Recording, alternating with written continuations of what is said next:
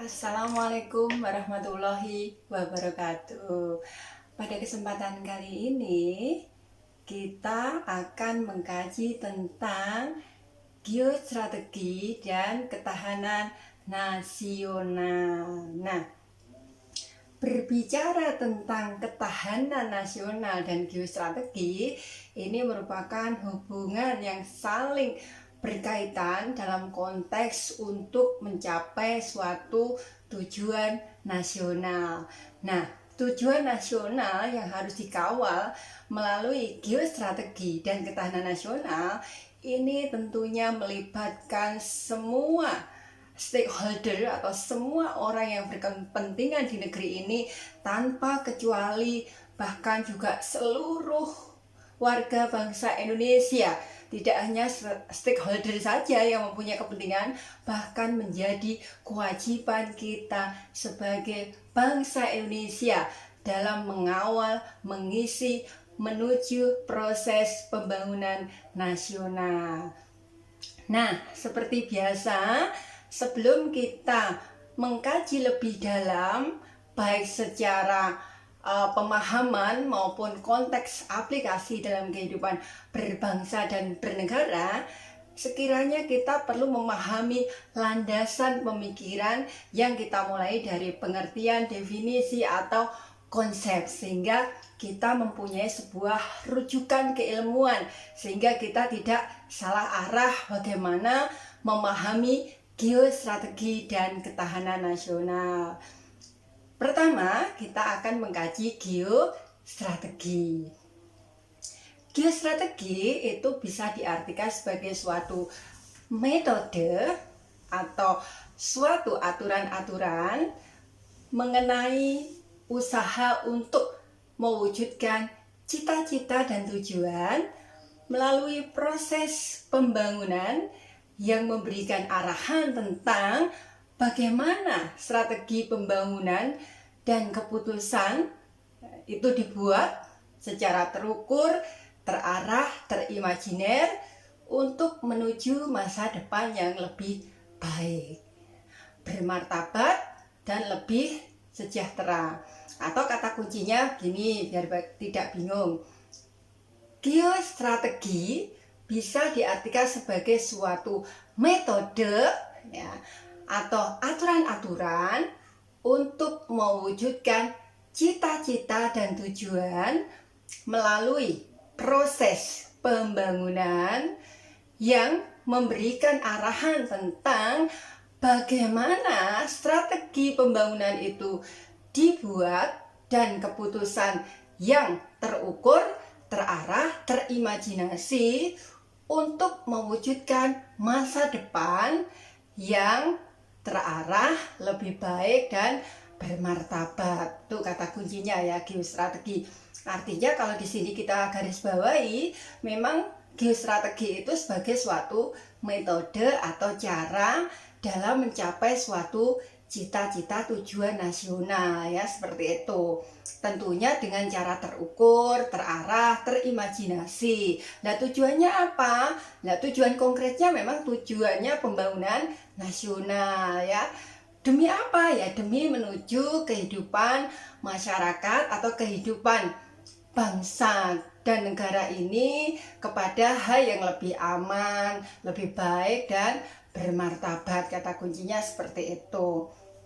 Nah, pengertian lain dari geostrategi. Ini kita pengkajian yang kedua. Pengertian lain dari geostrategi yaitu strategi di dalam memanfaatkan kondisi lingkungan geografis yang selanjutnya digunakan untuk membuat suatu kebijakan dan keputusan sebagai sarana pencapaian tujuan nasional. Saya ulang lagi. Pengertian lain dari geostrategi itu bisa diartikan sebagai suatu metode di dalam memanfaatkan lingkungan geografi negara yang selanjutnya digunakan untuk membuat kebijakan dan keputusan sebagai sarana pencapaian tujuan nasional. Nah, artinya yang pengertian yang kedua di sini itu yang bisa kita garis bawahi adalah pemanfaatan kondisi lingkungan geografi. Jadi lingkungan itu ya alam Indonesia ya, dengan koridor di sini adalah bentuk kepulauan. Melihat kondisi atau konstelasi daripada kewilayahan Indonesia. Demi apa? Ya demi pembangunan nasional ya, seperti itu kata kuncinya untuk pengertian yang kedua. Nah, selanjutnya pemahaman yang ketiga dari merujuk pengertian yang pertama kedua itu bisa diartikan geostrategi itu pemanfaatan kondisi lingkungan untuk mewujudkan tujuan politik.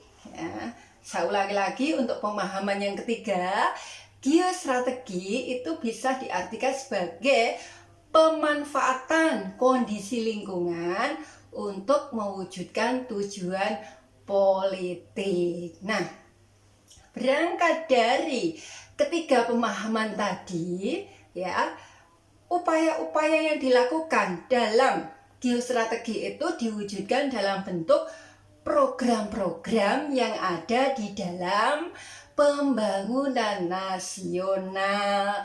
Begitu ceritanya. Jadi jelas ya di sini untuk pengertian di awal dikatakan, saya ulangi lagi, geostrategi itu merupakan suatu metode ya atau aturan-aturan untuk mewujudkan cita-cita dan tujuan melalui proses pembangunan yang memberikan arah tentang bagaimana proses pembangunan dilakukan dan keputusan yang dihasilkan secara terukur, terarah, dan terimajinasi guna mewujudkan masa depan yang lebih baik, lebih bermartabat, dan lebih aman. Nah, untuk pengertian yang kedua, tadi juga saya jelaskan, geostrategi itu diartikan sebagai metode di dalam memanfaatkan kondisi lingkungan geografi negara yang selanjutnya digunakan untuk membuat suatu kebijakan dan keputusan sebagai sarana pencapaian tujuan nasional. Tuh.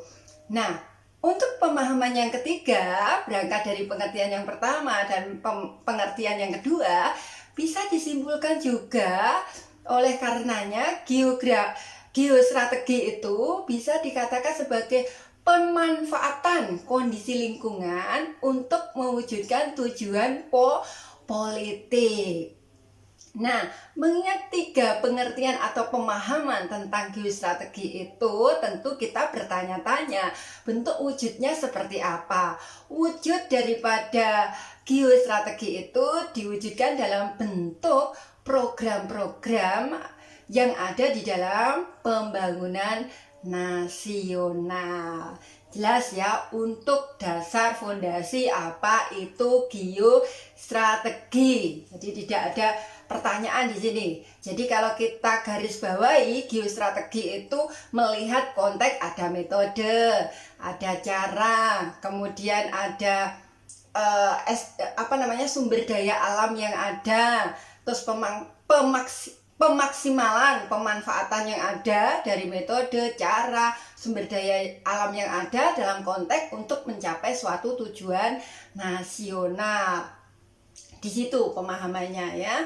Nah, hasil atau outputnya itu bisa dilihat melalui program-program yang ada di dalam pembangunan nasional. Nah, selanjutnya bagi bangsa Indonesia, geostrategi itu diartikan sebagai metode untuk mewujudkan cita-cita proklamasi. Ya, di samping pengertian awal kita harus berpegang rujukan seperti itu tadi, di awal ada tiga pengertian atau pemahaman sebagai dasar geostrategi.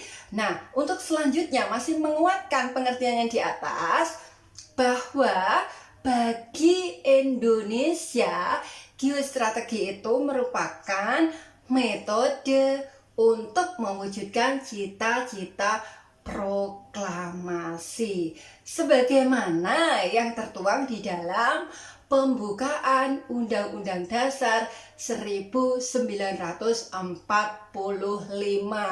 Jadi jangan salah loh, ternyata geostrategi ini digunakan sebagai rujukan ya bagi bangsa Indonesia, bahkan doktrin bangsa Indonesia di dalam proses pembangunan.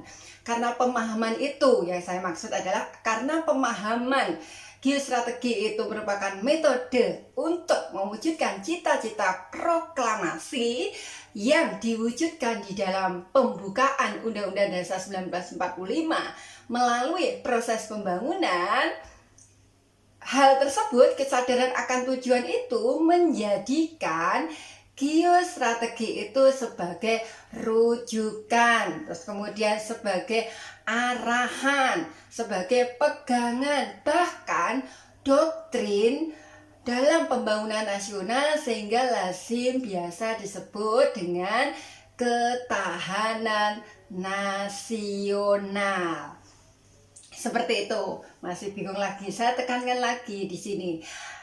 Pemahaman yang keempat sebetulnya menguatkan pengertian geostrategi. Geostrategi Indonesia ya, itu merupakan metode di dalam mewujudkan cita-cita proklamasi sebagaimana tertuang di dalam pembukaan Undang-Undang Dasar 1945 melalui proses pembangunan. Mengingat pemahaman seperti itu ya, oleh bangsa Indonesia, geostrategi ini digunakan sebagai rujukan, pegangan, arahan, bahkan doktrin di dalam melaksanakan pembangunan nasional yang lazim disebut dengan ketahanan nasional. Ya, jelas ya di situ. Nah, masih berkutak-kutik dari pemahaman dan penguatan geostrategi ini ceritanya. Nah, geostrategi di sini ya sebetulnya secara implisit bukti nyatanya di mana ya letak daripada pernyataan Undang-Undang Dasar 1945 yang mewakili bahwa geostrategi itu sebagai pegangan atau rujukan dalam proses pembangunan. Nah, di sini kita bisa membuka pembukaan Undang-Undang Dasar 1945, khususnya di alinea 4, itu ada penggalan kalimat yang mewakili bahwa geostrategi itu terungkap juga di dalam pembukaan Undang-Undang Dasar 1945. Bahkan secara tersirat itu ada pernyataan proklamasi yang ada di dalam pembukaan UUD 1945. Pernyataan kalimat itu yang menyatakan, khususnya nanti dilihat di alinea 4, yang menyatakan bahwa kemudian daripada itu untuk membentuk suatu pemerintahan negara Indonesia yang melindungi segenap bangsa Indonesia dan seluruh tumpah darah Indonesia, dan untuk menyejahterakan umum dan mencerdaskan kehidupan bangsa. Nah, di situ, di kalimat itu merupakan pernyataan, saya garis bawahi, proklamasi yang selanjutnya kita menyadari dari pernyataan itu bahwa geostrategi di Indonesia dirumuskan sebagai landasan geostrategi Indonesia. Jadi dari pernyataan itu bisa dikatakan bahwa geostrategi digunakan sebagai landasan geostrategi Indonesia. Nyata-nyata ya seperti itu. Jadi jelas ya, ternyata geostrategi itu bagi bangsa Indonesia merupakan metode untuk mewujudkan cita-cita proklamasi yang dinyatakan di pembukaan Undang-Undang Dasar 1945, khususnya alinea 4 tadi, yang mewakili bahwa landasan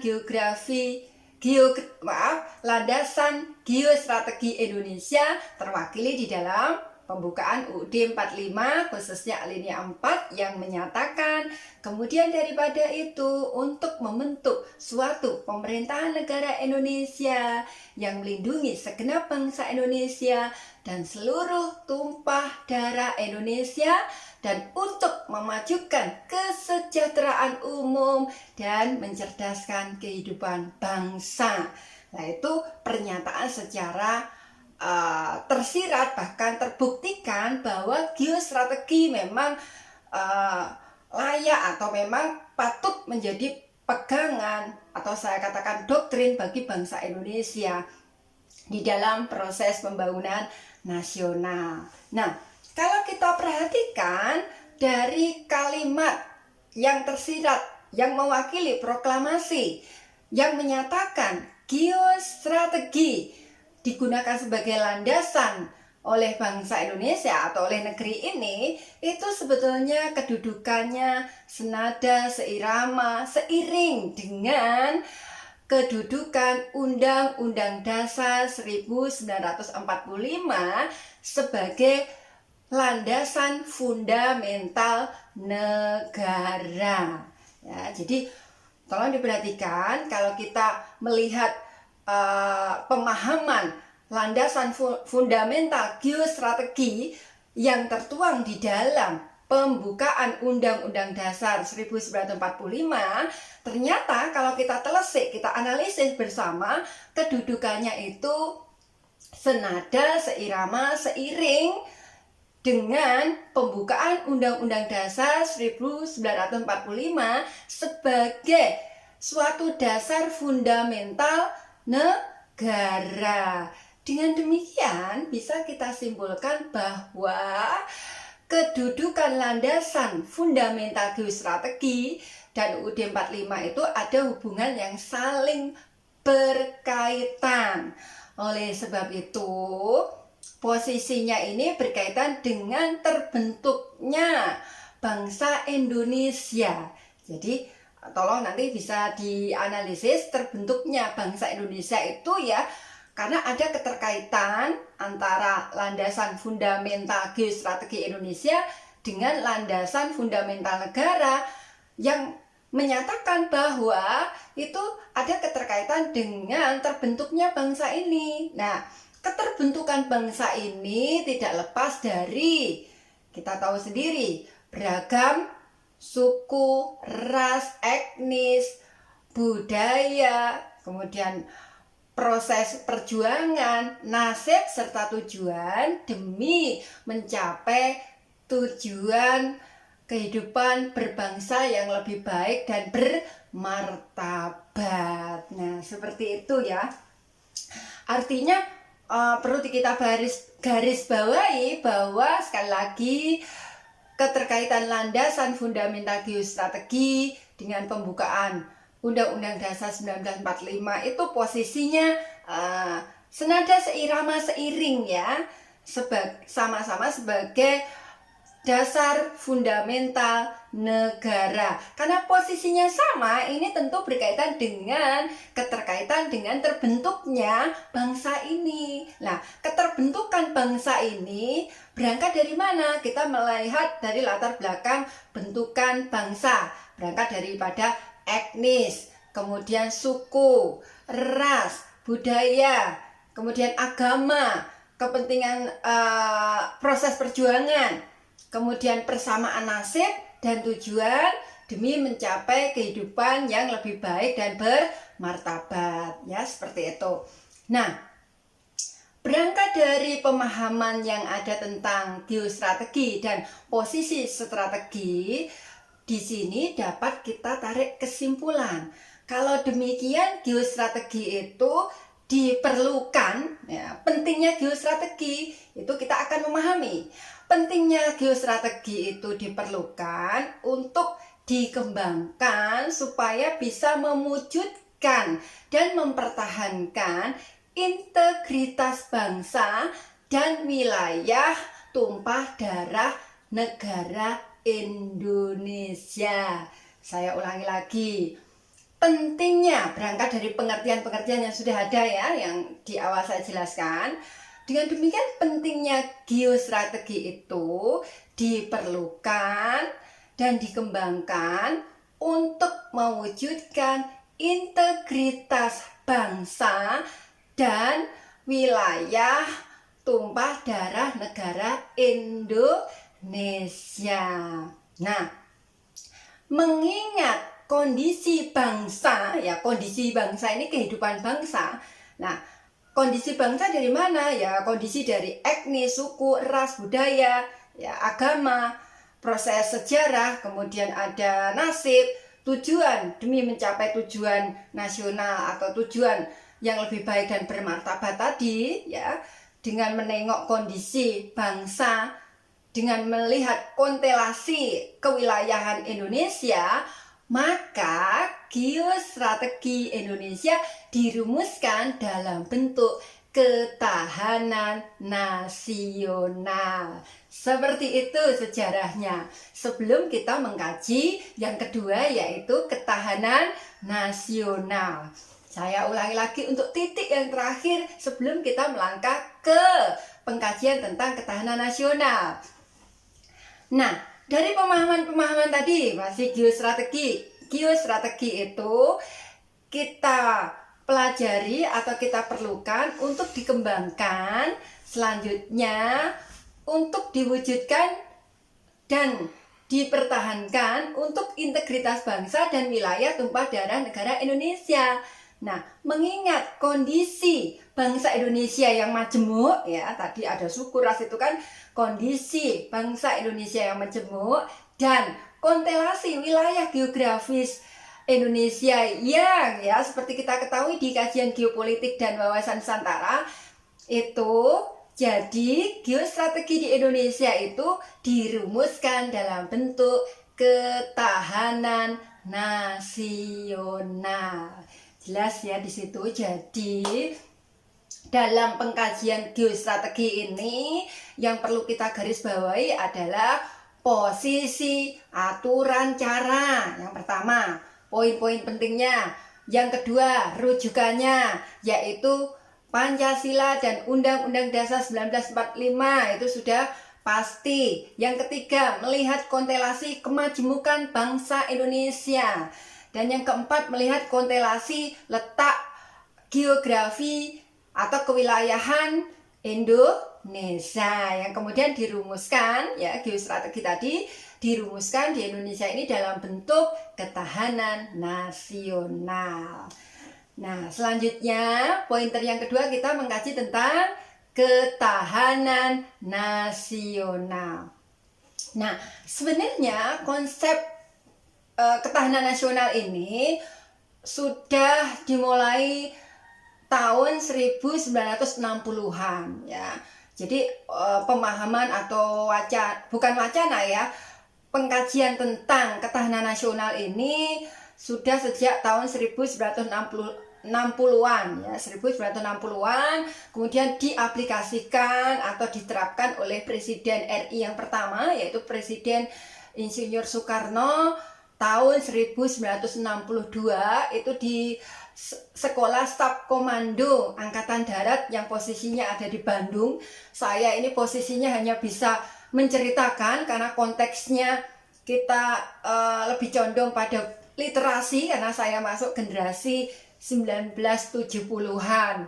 Kalau saya berucap tentang kondisi tahun 1960-an dan 1962 ketahanan nasional ini diaplikasikan oleh Presiden Soekarno di Sekolah Staf Komando Angkatan Darat di Bandung, berarti konteksnya adalah sejarah karena saya sendiri belum keluar posisinya ya, tetapi sebagai bangsa yang baik adalah bangsa yang berusaha menghargai sejarah negeri dan bangsa itu sendiri ya, itu jauh lebih baik. Jadi kita harus tahu asal usul bangsa ini, negeri ini, ya seperti itu. Posisinya begitu ya, sejarah asal muasalnya.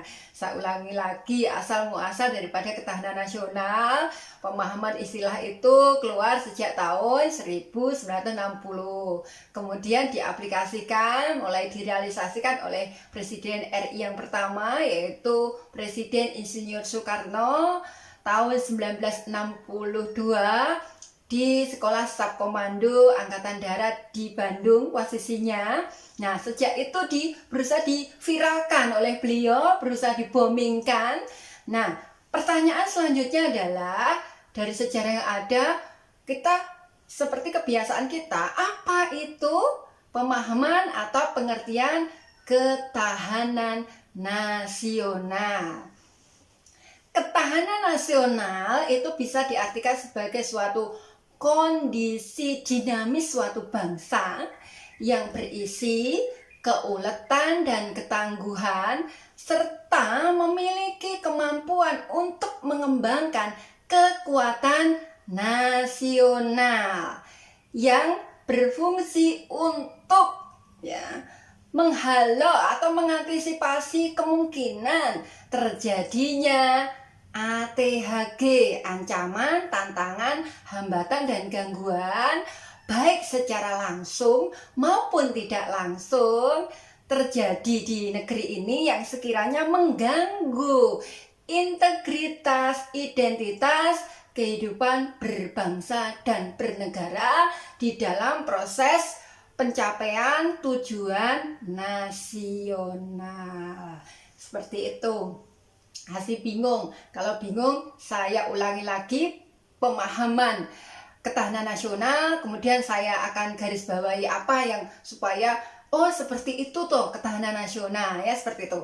Ketahanan nasional itu bisa diartikan sebagai kondisi dinamis suatu bangsa, ya, kondisi dinamis suatu bangsa yang berisi keuletan dan ketangguhan, ya, serta memiliki kemampuan mengembangkan kekuatan nasional, ya, yang bisa mengantisipasi kemungkinan terjadinya ATHG, ancaman, tantangan, hambatan, gangguan, baik itu yang datang dari dalam negeri maupun yang datang dari luar, ya, dari dalam maupun luar, ya, yang selanjutnya untuk menghalau kemungkinan terjadinya ancaman terhadap siapa? Terhadap integritas, identitas, keberlangsungan kehidupan berbangsa dan bernegara di dalam proses pencapaian tujuan nasional.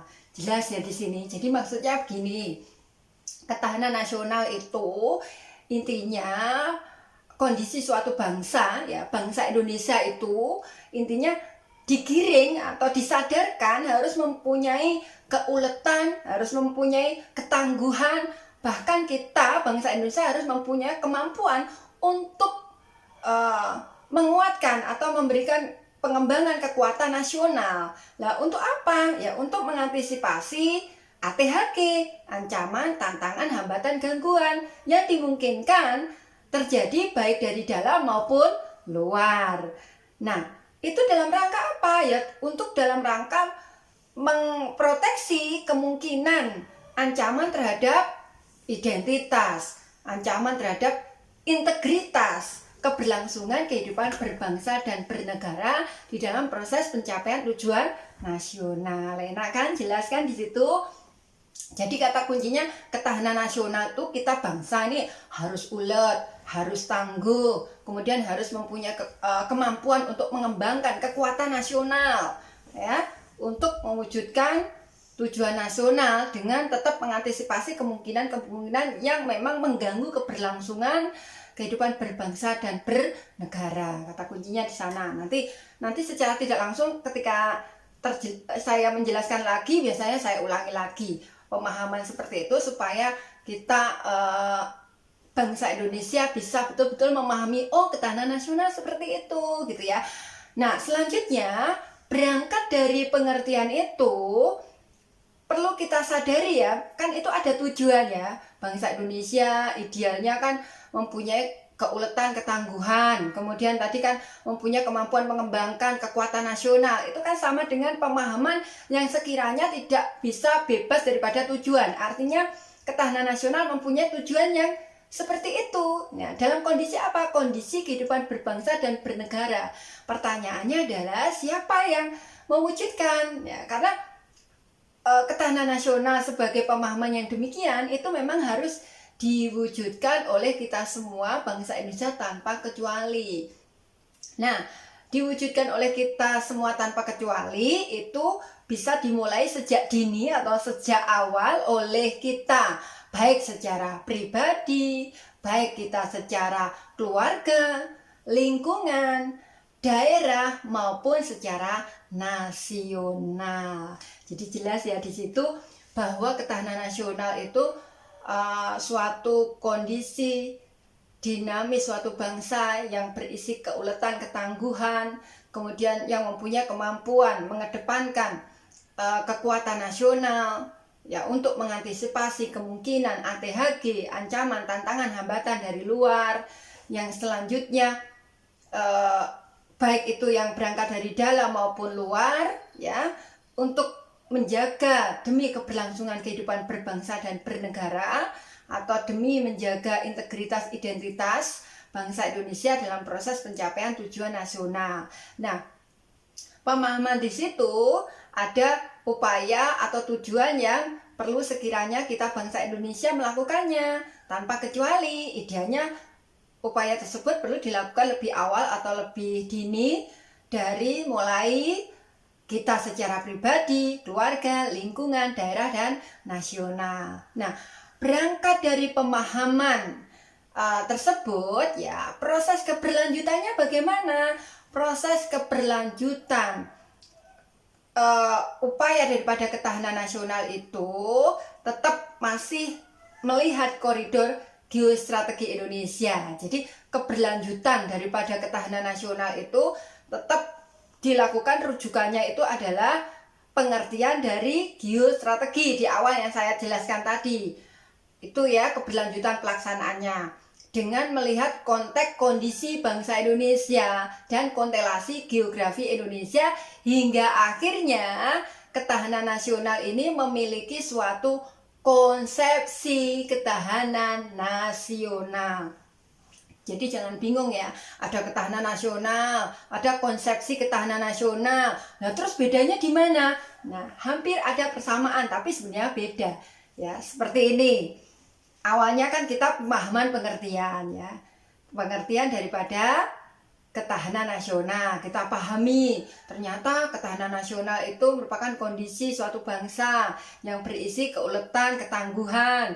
Kemudian kita mempunyai kemampuan negeri ini mengembangkan kekuatan nasional untuk mengantisipasi ancaman, tantangan, hambatan, gangguan ya yang bisa dimungkinkan datang dari dalam maupun luar yang sekiranya mengganggu integritas, identitas, keberlangsungan kehidupan berbangsa dalam proses pencapaian tujuan nasional. Terus kemudian selanjutnya di situ kan ada siapa yang mewujudkan ya, yang mewujudkan diharapkan yang ideal itu sebetulnya mulai dari pribadi, terus kemudian keluarga, lingkungan, daerah bahkan nasional. Nah, seperti itu proses keberlanjutannya ya dalam pelaksanaan kondisi tadi. Kondisi itu kalau kalimat kondisi berarti pemikiran kita, mindset kita adalah kondisi kehidupan berbangsa dan bernegara, itu loh ya maksudnya.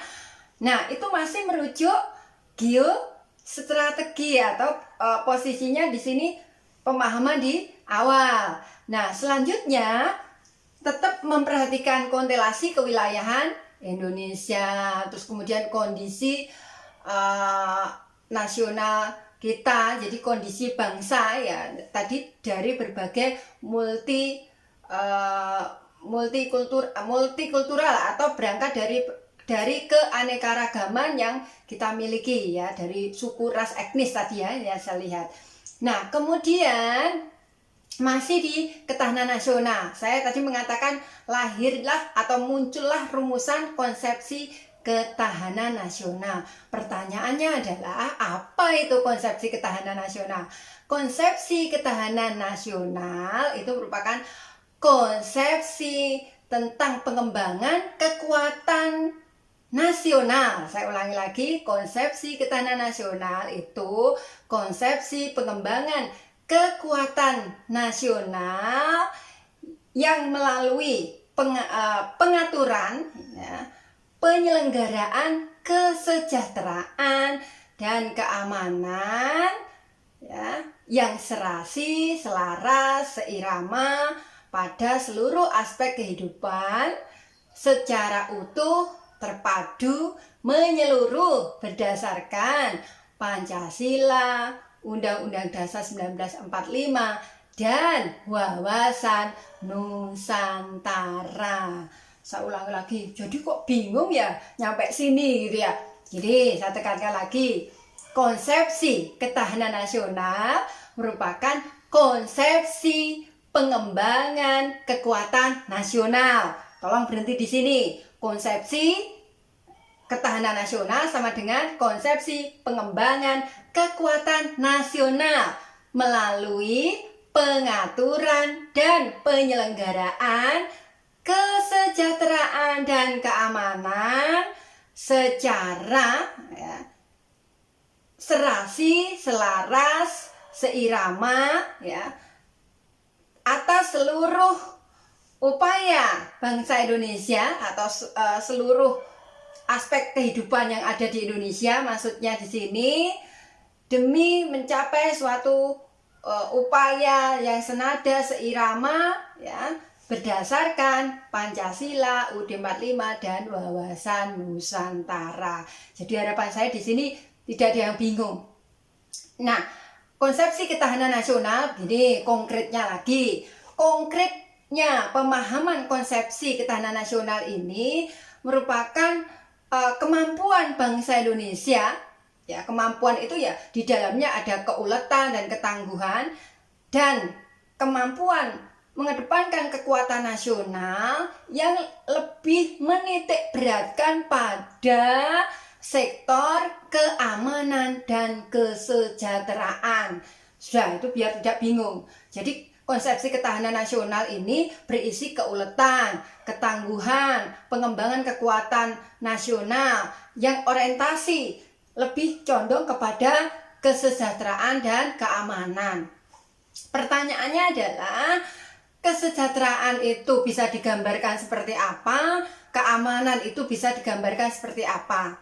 Kesejahteraan itu bisa digambarkan dari upaya bangsa atau menggambarkan sebagai upaya bangsa di dalam menggunakan nilai-nilai nasional. Jadi saya ulangi lagi, kemampuan bangsa dalam memaksimalkan nilai-nilai nasional demi kemakmuran rakyat seadil dan semakmur mungkin. Jadi saya ulangi lagi, di situ kan ada kalimat titik tekan di konsepsi ketahanan nasional, ada kemakmuran dan keamanan. Nah, di kemakmuran di situ bisa digambarkan sebagai kemampuan bangsa di dalam menumbuh kembangkan nilai-nilai nasional demi mewujudkan kemakmuran sebanyak-banyaknya demi rakyat secara adil dan merata. Jelas ya di situ ya. Di situ bisa digarisbawahi ada kemampuan bangsa dalam menumbuh kembangkan nilai-nilai nasional, ya, nilai-nilai nasional untuk kemakmuran rakyat seadil dan semakmur mungkin. Jadi ada upaya dari bangsa di dalam menumbuh kembangkan nilai-nilai nasional untuk mewujudkan kemakmuran sebesar-besarnya buat rakyat secara adil, ya, dan merata, ya, seperti itu. Terus kemudian barometer atau cara kita memberikan gambaran yang mudah. Kalau keamanan bagaimana? Keamanan itu adalah kemampuan bangsa dalam melindungi nilai-nilai nasional, ya. Kemampuan bangsa, saya ulangi lagi, dalam melindungi nilai-nilai nasional dari berbagai kemungkinan terjadinya HTHG, ancaman, tantangan, hambatan, gangguan, baik itu berangkat dari dalam maupun luar, yang sekiranya mengancam keberlangsungan perjuangan pencapaian tujuan nasional. Saya garis bawah ini teman-teman biar mudah mencerna. Kalau barometer atau gambaran dari kemakmuran, ya maaf, kesejahteraan, ya kemakmuran atau kesejahteraan lah memang ya, itu adalah kondisi atau kemampuan bangsa dalam menumbuh kembangkan nilai-nilai nasional. Di situ ada kalimat kemampuan bangsa, kemudian dalam menumbuhkan dan mengembangkan nilai-nilai nasional. Kalau di pointer yang kedua, keamanan itu adalah kemampuan bangsa dalam melindungi nilai-nilai nasional. Sesuatu yang berbeda. Yang pertama, kemakmuran itu menumbuhkan dan mengembangkan nilai-nilai nasional. Yang kedua, di keamanan itu melindungi, ya, kemampuan bangsa dalam melindungi nilai-nilai nasional. Jadi nilai-nilai nasional di keamanan dilindungi, sedangkan di kesejahteraan atau di kemakmuran itu nilai-nilai nasional ditumbuhkan dan dikembangkan. Jelas ya di situ ya. Kita jangan berkutat-kutat di situ, nanti malah bingung. Jadi jelas ya. Kita ambil contoh, apa sih bukti real daripada konsepsi ketahanan nasional, baik secara pengertian atau definisi tersebut yang akhirnya menitik tekankan keamanan dan kesejahteraan. Ya, kata kuncinya di sini, misal kita ambil contoh di tengah pandemi ini, memang contoh yang paling mudah kita temukan. Indonesia atau negeri ini berusaha mengedepankan sebetulnya ada dua, ya boleh bilang ada tiga. Ada kesejahteraan, ada keamanan. Ya, kalau kesejahteraan di sini condongnya kan melihat dari sosial ekonomi. Dan yang pertama itu sebetulnya faktor kesehatan. Cuma di dalam beberapa teori ini belum muncul konsepsi ketahanan nasional yang melibatkan perspektif kesehatan. Kan bisa jadi kesehatan ini masuk dalam perspektif kesejahteraan begitu, karena pandemi ini dalam hitungan sejarah seumur hidup ya saya sampai detik ini, yang namanya virus membuat viral, bahkan gonjang-ganjing seluruh dunia, ya baru kali ini memang suatu peristiwa yang benar-benar menggores sejarah yang cukup mendalam bagi kita semua. Dampaknya tidak hanya Indonesia tetapi bersifat mendunia. Nah, kembali ke ketahanan dan berbicara kembali ke kesejahteraan dan keamanan.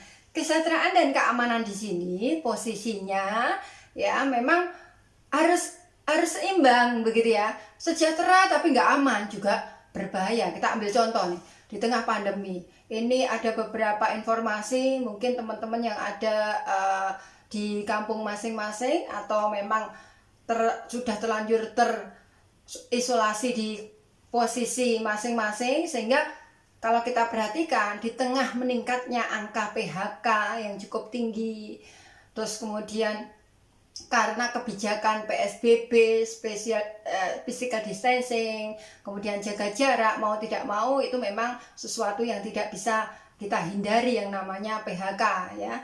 Kemudian dalam upaya seperti ini tentu wajar adanya jika kesejahteraan dan keamanan itu sangat dibutuhkan, karena kembali kepada tingkat angka PHK yang tinggi itu bisa menyulut terjadinya tingkat kriminalitas yang meningkat ya, tidak bisa dihindari. Biasanya masih mending kita kerusuhan sosial atau aksi demo itu masih bisa kita sadari. Saya percaya bahwa bangsa Indonesia adalah bangsa yang baik, bangsa yang memiliki martabat dan bisa belajar dari beberapa negara-negara lain di tengah pandemi ini. Karena kalau kita masih banyak belajar dari negara lain, kita masih bisa bersyukur, bisa hidup di negeri Indonesia tercinta. Kita ambil contoh yang sangat menyayat itu yang ada di Amerika, yaitu di negara Ekuador ya, masih di belahan benua Amerika. Ekuador itu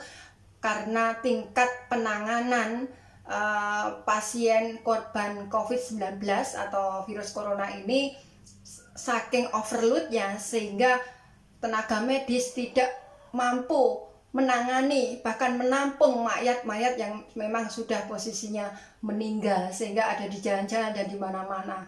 Jadi saya pikir dengan banyak belajar menengok negara lain bagaimana menangani dan bagaimana kondisi korban yang meninggal dunia, saya pikir kita harus bersyukur di negeri ini. Tugas kita tidak saling menyalahkan satu dengan yang lainnya, karena menyalahkan itu jauh lebih mudah dibanding kita menjalani. Karena di dalam menjalani itu tidak semudah teori, tidak semudah kata-kata ya. Di situ masih ada beberapa PR yang cukup besar.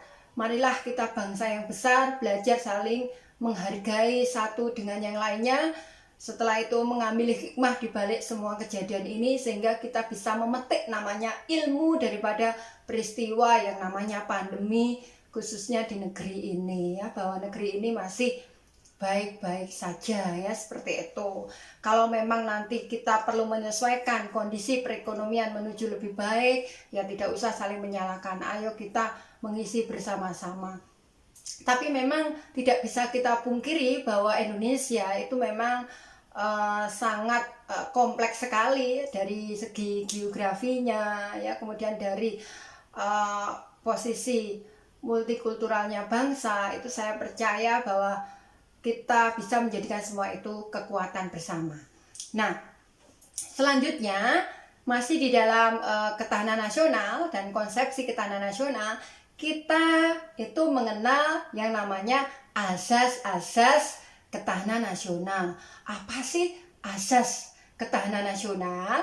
Asas ketahanan nasional itu merupakan tata laku di dalam kehidupan berbangsa dan bernegara, di dalam upaya pencapaian tujuan atau mewujudkan tujuan nasional dengan merujuk Pancasila, Undang-Undang Dasar 1945. Jadi rujukannya itu jadi asas ketahanan nasional ini bisa dikatakan sebagai tata laku dalam mewujudkan pembangunan nasional dengan merujuk Pancasila dan Undang-Undang Dasar 1945. Nah, pertanyaannya adalah apa asas-asas ketahanan nasional itu? Asas-asas ketahanan nasional itu diantaranya pertama, asas kesejahteraan dan keamanan. Nah, kesejahteraan dan keamanan di sini itu sesuatu yang berbeda.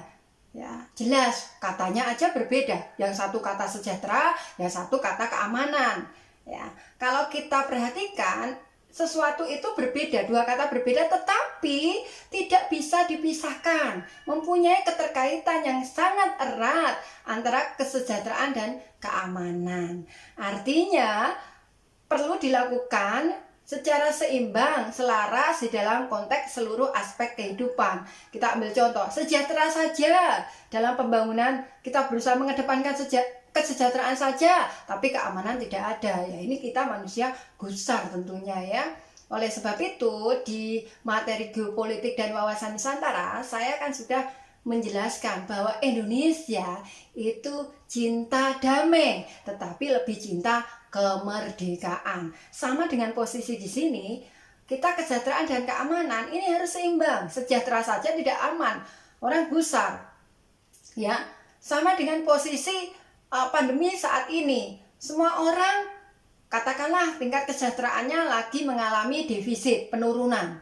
Sejahtera sudah menurun, PHK ada di mana-mana, begitu ya, sudah pusing, gitu ya. Oleh sebab itu keamanan terancam. Dari mana? Angka PHK yang tinggi, kriminalitas kemungkinan tinggi. Nah, artinya dengan konteks seperti itu kita perlu memahami bahwa kesejahteraan dan keamanan itu sesuatu hal yang tidak bisa dipisahkan ya. Memang beda tetapi tidak bisa dipisahkan di dalam konteks mewujudkan pembangunan nasional. Itu asas yang pertama dari asas ketahanan nasional. Asas yang kedua itu adalah asas menyeluruh terpadu atau asas komprehensif integral. Menyeluruh terpadu. Integresif integral asas di sini adalah harapannya semua aspek kehidupan nasional itu bisa secara terpadu bisa dilakukan, baik dari aspek sosial, politik, ideologi, kemudian pertahanan keamanan itu bisa dilakukan keterpadu mungkin ya, selaras, seimbang, tidak ada yang mendominasi. Ideologi yang dikedepankan, kemudian sosial kedepankan, ekonomi, mengabaikan pertahanan keamanan, ini tidak bisa ya, seperti itu. Kemudian asas yang ketiga itu ada asas mawas ke dalam dan mawas keluar. Artinya asas mawas ke dalam dan mawas keluar ini kita bangsa Indonesia dengan menggunakan atau berpegang pada konsepsi ketahanan nasional, harapannya bisa mengantisipasi kemungkinan ancaman, tantangan, hambatan, gangguan atau ATHG yang dimungkinkan mengganggu keberlangsungan kehidupan nasional ini menjadi tanggung jawab kita bersama tanpa kecuali, sehingga ada pasal di dalam pembukaan Undang-Undang Dasar 1945 tentang bela negara. Jadi bela negara itu menjadi suatu kewajiban kita bangsa Indonesia. Nah, semua itu untuk mengantisipasi kemungkinan ya ancaman baik ATHG dari dalam maupun luar ya, seperti itu. Karena kondisi kita memang harus benar-benar terintegrasi dengan baik, bagaimana kita bisa bersatu mewujudkan bangsa Indonesia ini menjadi bangsa yang besar, bangsa yang mempunyai wibawa, artinya disegani oleh bangsa lain ya. Tentunya kita mulai dari diri sendiri atau internal negeri ini. Kemudian yang keempat itu adalah asas kekeluargaan. Di asas kekeluargaan dalam asas ketahanan nasional di sini, bahwa Indonesia itu lebih mengedepankan kerjasama, kemudian berunding, mencapai musyawarah mufakat. Lagi-lagi saya katakan bahwa Indonesia itu cinta damai, tetapi lebih cinta kemerdekaan. Karena dengan merdeka kita itu bisa kerjasama dengan baik, berunding dengan baik, sehingga aspek toleransi sangat dikedepankan di dalam asas kekeluargaan ini. Saya ulangi lagi, asas ketahanan nasional itu ada 4 ya. Yang pertama itu ada asas kesejahteraan dan keamanan. Kemudian yang kedua itu ada asas komprehensif integral atau asas menyeluruh terpadu. Dan yang ketiga itu ada asas mawas ke dalam dan mawas keluar. Dan yang ketiga itu adalah ada asas kekeluargaan. Jadi jelas ya, di situ sangat bisa dieksplorasi. Nantinya diberikan contoh yang konkret dari masing-masing asas. Contoh konkret daripada asas kesejahteraan keamanan apa? Contoh konkret dari asas komprehensif integral atau menyeluruh terpadu itu apa? Asas mawas ke dalam keluar atau itu bisa dicontohkan seperti apa yang up to date. Terus kemudian yang keempat itu ada asas kekeluargaan yang up to date itu seperti apa. Nanti bisa terkaji secara detail sehingga kita bisa mempunyai suatu ilustrasi yang memang konkret upaya yang kita lakukan sebagai anak bangsa. Nah, selanjutnya perlu kita pahami bersama bahwa ketahanan nasional di sini mempunyai sifat. Ya, jadi tadi ketahanan nasional mempunyai asas. Di sini ketahanan nasional yang kedua juga mempunyai sifat. Pertanyaannya adalah apa sifat ketahanan nasional? Sifat-sifat ketahanan nasional itu adalah ada sifat mandiri. Pertanyaannya adalah sifat mandiri di sini apa? Sifat mandiri itu adalah kemampuan bangsa ya dalam menggunakan keuletan, ketangguhan, kedinamisan, kekuatan nasional untuk bisa menjadi suatu bangsa yang bisa berdikari atau berdiri di negeri ini sendiri. Saya pernah melihat beberapa video YouTube tentang sejarah Presiden Soekarno ketika melakukan pidato dalam suatu kongres maupun aktivitas beliau yang berkaitan tentang kemandirian. Saya salut dengan beliau, presiden kita yang pertama. Beliau selalu meneriakkan untuk anak bangsa ini bahwa jadilah negara yang mandiri, negara yang bisa berdikari. Kalau saya soroti, beliau lebih mengedepankan sektor pertanian. Memang saya lebih condong perhatikan beliau mindsetnya lebih condong pada soal pangan. Bahkan di dalam video itu melalui sejarah beliau mengatakan bahwa sektor pangan itu adalah isu yang tidak ada habisnya, isu yang selalu viral, ya. Oleh sebab itu ada sebuah pernyataan dari beliau, lebih baik makan tahu tempe daripada negeri ini harus ketergantungan, bahkan dijajah soal pangan dengan mempengaruhi kehidupan di masa depan. Ternyata apa yang terjadi, apa yang dikatakan beliau itu benar-benar terjadi, bahwa diri kita bangsa Indonesia masih belum konsisten dalam menjaga garda pangan, ya, seperti itu. Jadi di sini kemandirian itu saya sangat setuju sekali, karena bagaimanapun juga tidak hanya negara, kita pun sebagai pribadi kita harus mempunyai sifat kemandirian. Dengan mandiri kita merdeka, dengan mandiri kita bisa berdaulat, ya, tidak mudah terkontaminasi atau tidak mudah terintervensi oleh siapapun, dan kita berhak untuk menentukan kehidupan kita seperti apa. Dan tentunya dengan mandiri ini menekan yang namanya konflik, ya, menekan yang namanya konflik kalau konteks negara. Tapi kalau dalam konteks secara pribadi, mandiri ini saya katakan adalah menekan intervensi dari siapapun tanpa kecuali oleh orang tua, kecuali kita dengan Tuhan. Kita tentu sebagai hamba selalu minta intervensi Tuhan terhadap diri kita, ya, dengan dimudahkan, dilancarkan, dan seterusnya. Intervensi Tuhan mutlak kita butuhkan buat kita semua, ya. Tetapi tidak intervensi di luar koridor hubungan hubungan vertikal, ya. Terus kemudian yang kedua, dengan kemandirian itu otomatis kita akan menutup yang namanya kemungkinan konflik itu terjadi. Dan yang ketiga itu memutus rantai dosa, karena tidak ada yang kita manfaatkan, tidak ada yang kita rugikan, ya, seperti itu. Kalau saya berpegang teguh pada konsep yang namanya mandiri ini, sangat setuju sekali. Dengan miniatur pribadi, ya, mandiri itu akan memerdekakan, mutlak intervensi dari Tuhan. Yang kedua itu memutus rantai konflik. Yang ketiga itu memutus rantai dosa oleh siapapun yang kita manfaatkan, kita rugikan. Itu kemungkinannya sangat tipis, ya. Kembali kepada konteks sifat ketahanan nasional yang mandiri. Jadi harapannya Indonesia itu bisa menjadi Indonesia bisa menjadi negara yang mandiri, berdaulat, berdikari dari sisi apapun dalam aspek kehidupan berbangsa dan bernegara. Kemudian sifat ketahanan nasional yang kedua adalah ada dinamis. Nah, dinamis di sini harapannya keberlangsungan kehidupan berbangsa dan bernegara itu kan fluktuatif, naik turun. Kadang baik, kadang tidak. Kita ambil contoh kondisi saat ini. Kita dicoba menghadapi suatu ancaman.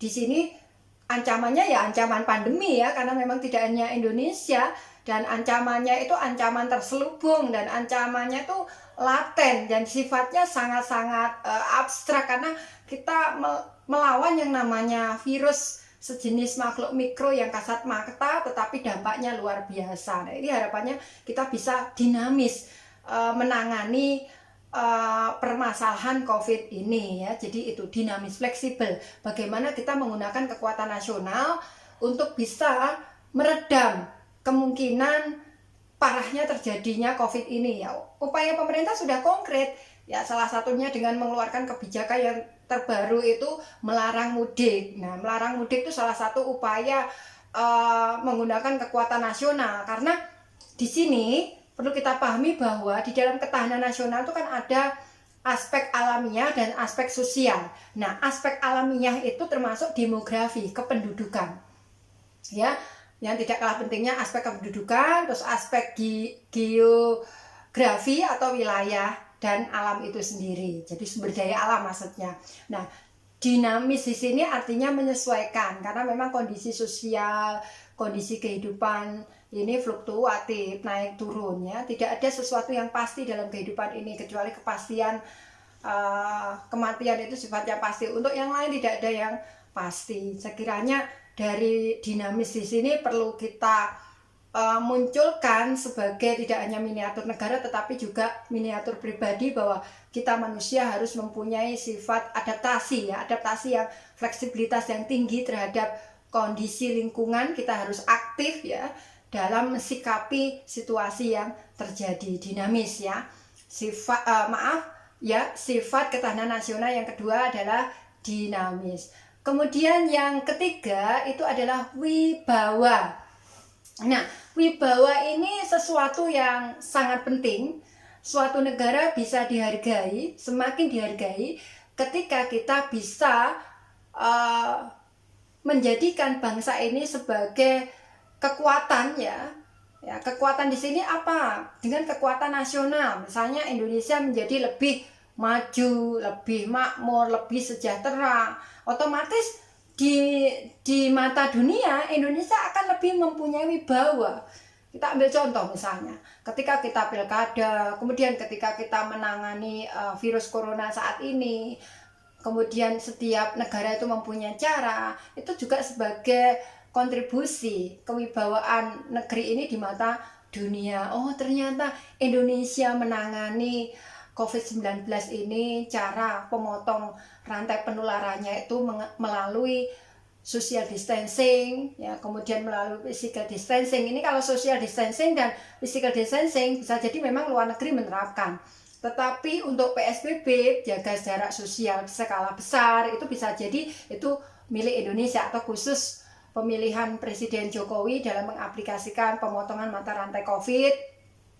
Kemudian beliau lebih mengedepankan, kalau kita perhatikan, beliau lebih mengedepankan melihat konteks kondisi bangsa yang majemuk, terus kemudian kondisi geografi atau kewilayahan. Oleh sebab itu latar belakang beliau sempat mengutarakan bahwa Indonesia itu bentuk geografi adalah kepulauan, begitu ya. Memang betul ya, di sini bentuk nyata daripada pengaplikasian dari geostrategi ya, pemahaman geostrategi sudah beliau aplikasikan di dalam proses menuju pembangunan nasional. Itu contoh konkret yang terdekat. Itu masih ada contoh-contoh yang lain. Kemudian sifat yang keempat itu adalah sifat konsultasi atau kerjasama.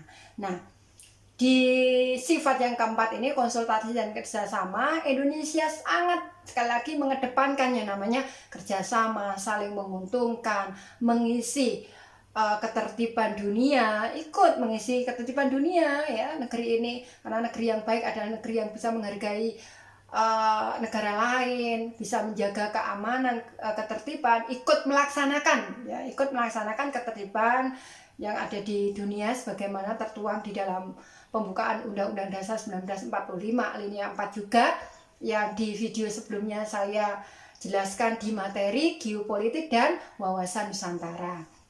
Nah, jadi jelas ya, sifat ketahanan nasional di sini ada sifat mandiri yang pertama, kemudian ada sifat dinamis, dan yang ketiga ada sifat wibawa, dan yang keempat itu ada sifat konsultasi atau kerjasama.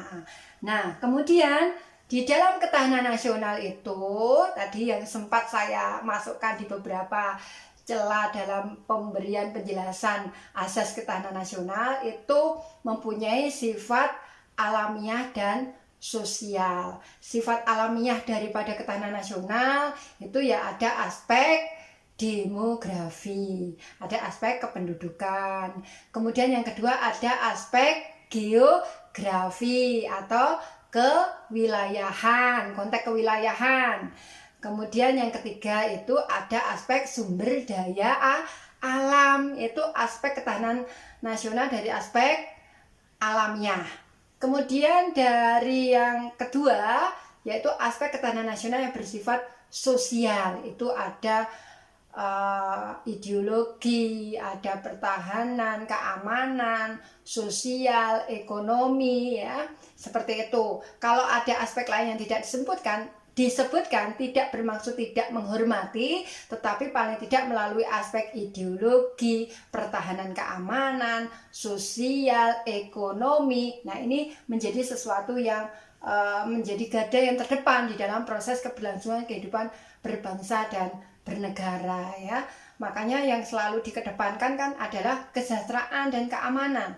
Karena dalam mengaplikasikan suatu pembangunan nasional, kesejahteraan dan keamanan itu memang mutlak, ya. Bagaimana kita bisa maju kalau kita tidak sejahtera? Nah, sejahtera itu dari segi apa? Ya, salah satunya adalah dari segi pangan. Kalau saya perhatikan di sini, saya memang bukan pemerhati soal pertanian, tetapi saya sangat interest terhadap dunia pertanian karena saya berlogika kehidupan ini tanpa pangan enggak karu-karuan yang terjadi ini, yang jelas seperti itu. Oleh sebab itu, di tengah pandemi ini, sebagaimana antisipasi krisis pangan, itu memang negeri ini harus belajar bagaimana untuk bisa mencukupi kondisi pangan dalam negeri. Kita harus bisa belajar mengambil hikmah dari penyebaran virus corona, bahwa kita harus bisa menjadi pribadi yang menjadi pribadi negara, maksudnya yang bisa mandiri. Saya sampai kemarin tuh menganalisis banyaknya PHK ini, kemungkinan yang lebih ideal kita lari ke dunia pertanian. Pertanian menjadi viral. Yang pertama adalah kesehatan dalam memotong mata rantai. Kemudian yang kedua itu yang tidak kalah pentingnya adalah soal pangan. Ketiga adalah perbaikan sektor ekonomi. Yang pertama soal pangan.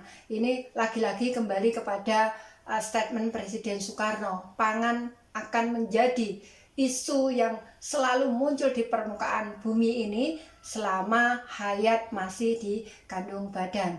Padahal prediksi krisis pangan dunia itu diperkirakan tahun 2045.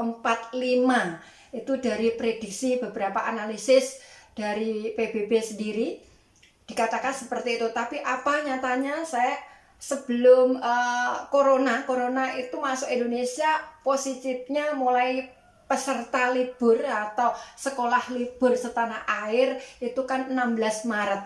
Saya hari Jumatnya tepatnya tanggal berapa kurang begitu hafal. Saya sudah mengkaji di video ini tentang krisis pangan masa depan. Judul videonya itu krisis pangan masa depan. Karena saya selalu berpikir, kalau misalnya lahan ini berkurang, terus Indonesia, negeri ini selalu mengandalkan impor, saya selalu berpikir apa jadinya kalau negeri yang bersangkutan, yang biasanya bawang putih kita datangkan, beras dari Myanmar kita datangkan, garam kita datangkan, ya kalau suatu saat produk-produk pangan itu cukup dimakan oleh negara sendiri, ya, kemudian tidak bisa kita impor atau kita datangkan.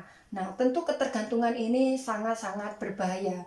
Lagi-lagi, Presiden Soekarno sudah jauh mengingatkan sebelumnya, ya, melalui beberapa pidato beliau di dalam pertemuan, konferensi, kongres, dan seterusnya sudah diantisipasi bahwa kewibawaan bangsa tidak juga lepas dari soal pangan itu sendiri. Saatnya negeri ini bisa mandiri, ya, mandiri dari berbagai aspek, ya, untuk mewujudkan kesejahteraan dan keamanan sebagai upaya mewujudkan pembangunan nasional yang bermartabat, ya, yang lebih baik seperti yang sebagaimana dicita-citakan di dalam proklamasi, dicita-citakan di dalam Undang-Undang Dasar 1945, bahkan dicita-citakan dalam Pancasila, kemudian dicita-citakan pula yang tersirat di dalam geopolitik, geostrategi. Itu sangat-sangat perlu kita integritaskan, kita satukan untuk menjadi pemahaman bangsa Indonesia menuju bangsa yang lebih baik, lebih makmur, bisa menjemput masa depan yang lebih mandiri, bermartabat di mata dunia dengan memperbaiki kondisi internal. tidak saling menyalahkan, karena menyalahkan itu sesuatu yang paling mudah ya. Tolong menjadilah warga bangsa Indonesia yang saling mengisi, memberikan saran solusi yang terbaik buat kebaikan negeri ini. Demikian dari saya, semoga melalui materi geostrategi dan ketahanan pada kesempatan ini memberikan manfaat buat kita bersama. Sekurang dan selebihnya saya mohon maaf ya. Terima kasih. Wassalamualaikum warahmatullahi wabarakatuh.